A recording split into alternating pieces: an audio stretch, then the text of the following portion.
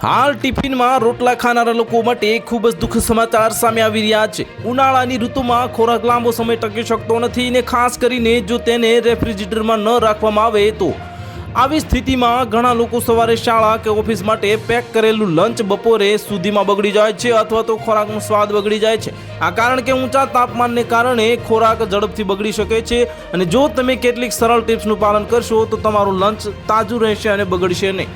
આ ઉનાળામાં તાજા ફળો અને ટમેટા, કાકડી અને લીલા પાંદડાવાળા શાકભાજી જેવા કેટલાક શાકભાજી ઝડપથી બગડી શકે છે। તેથી બપોરના ભોજનમાં એવી વસ્તુઓ સાથે રાખો જે લાંબા સમય સુધી તાજી રહે। આ બપોરના ભોજનમાં તમે રોટલી, દાળ ભાત અને સેન્ડવિચ લઈ શકો છો। જો તમારે ઓફિસમાં રેફ્રિજરેટર ન હોય તો તેમાં ન રાખો અને જો રેફ્રિજરેટર હોય તો તેને તેમાં રાખો। આ તેને ઝડપથી બગડતા અટકાવશે।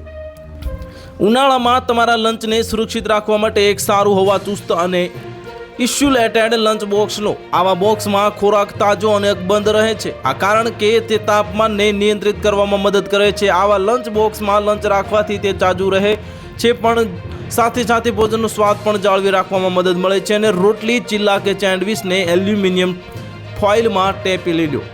આ ઉનાળામાં બપોરના ભોજન માટે રસોઈ બનાવતી વખતે ધ્યાનમાં રાખો કે વધુ પડતો ગરમ ખોરાક કે કોઈ પણ મસાલાનો ઉપયોગ ન કરો। આ વધુ પડતા મસાલાથી બનેલા શાકભાજી સ્વાસ્થ્ય માટે સારા નથી હોતા અને ગરમીમાં તે ઝડપથી બગડી પણ જાય છે। આવા ખોરાકને હળવા મસાલાથી બનાવો જેથી તે લાંબા સમય સુધી તાજા રહે।